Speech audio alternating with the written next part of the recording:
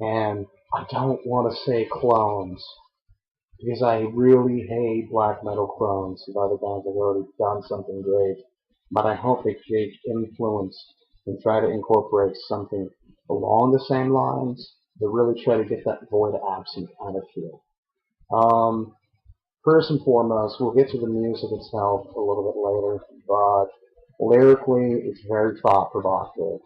Um, I got this album uh, in 2007, shortly after it came out. It was right after my dad died. So I've always found that metal always kind of tries to heal the void of my life. And at the time, I never really thought much into. I've always done research into my bands, and I've always tried to get into the history.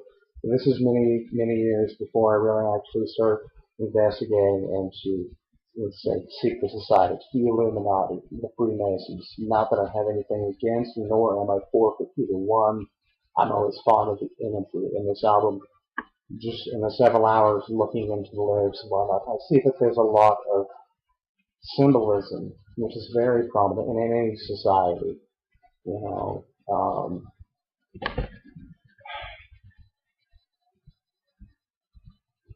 it really paints a picture, kind of alluding to the Freemason Society, and a lot of the words, images on the album, and it's really kind of the force controlling the force, as the Illuminati kind of controls Freemasons. If you really know about the Bavarian Freemasons, of the 1700s.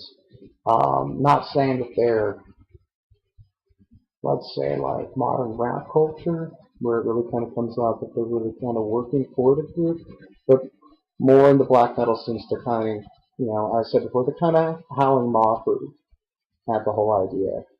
Um, Once you sit, you think about that, you really kind of look into the words. This album's almost kind of a concept album. It's never really following a storyline, like a King Diamond album, but it's one piece of work after one piece of work, that have these kind of, it's kind of like a Kevin Smith movie.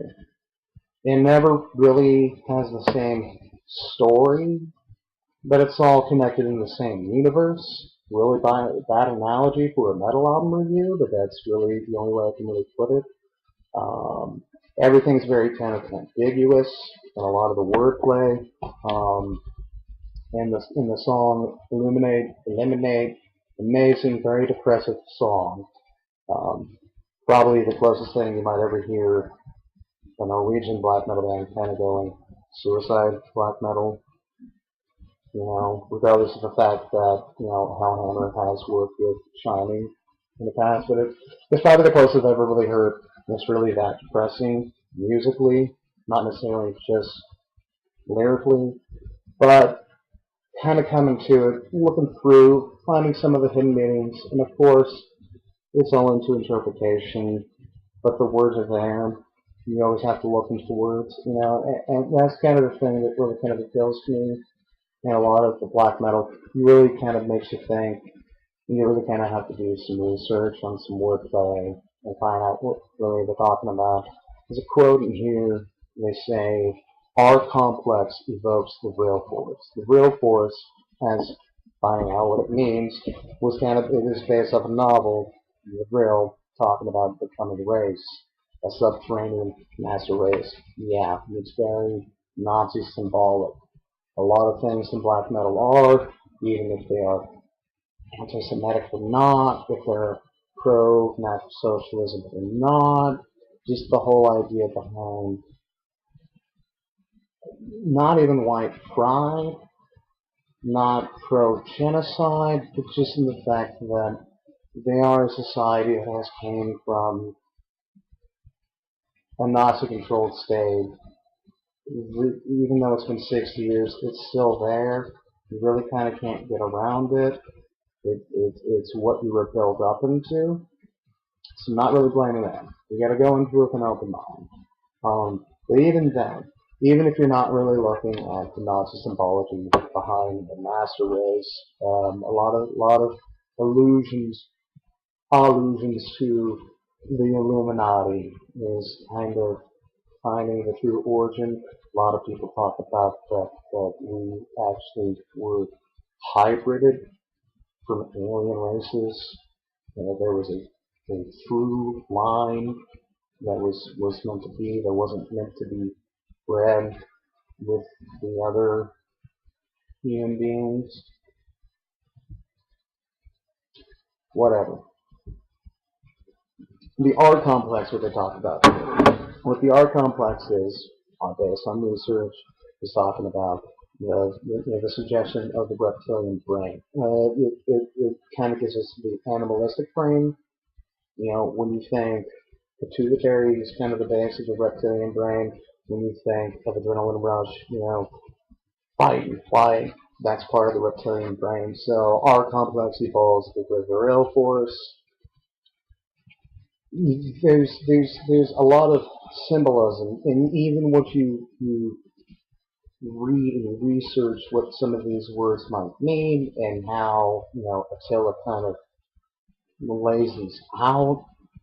I mean, you can take it at at face value. You can take R complex equals the real force, whether that means most people that the reptilian brain becomes the master race.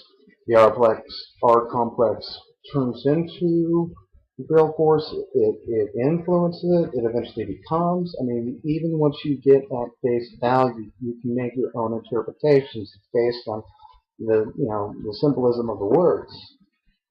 It's kind of fascinating. Another one that's also kind of fascinating is in uh, eliminate is whatever done is equal to zero times everything. Similar line in the song Anti is whatever done is equal to zero times nothing.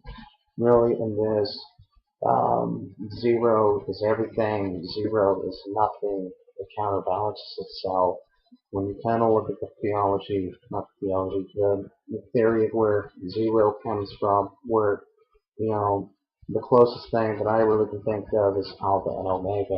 Omega is the Greek O, it's more close to an upside down view. A lot of people say that it was interpreted to meaning eternity, foreverness. The foreverness is in itself nothing. You can look at it many different ways. It could just be simple wordplay, but as far as some of my other research in recent weeks, I remember reading it somewhere and remembering that it was actually in a Mayhem song, and I thought it was fascinating. I've heard that it's a Zao phrase, or it's in the Kabbalah, what it truly, in its theological sense, actually means. I don't know. I think it's interesting wordplay. If it comes from the Kabbalah, even the Tao, it's just alluding to all these things that are connected but don't really mean anything. Also, within it, everything equals nothing, nothing, zero times everything. If you look at the album cover, it's very fascinating. It's pretty much a greater sign to the left of two lesser than signs, and to me, I take that as a double negative, eliminating the positive, or even we are or they are, or anything is greater than absolutely nothing. We are greater than nothing. No one is greater than anyone. They, whoever they are greater than nothing. To me, it's how mockery, whatever. And I use that a lot in this. How mockery, how mockery, how mockery.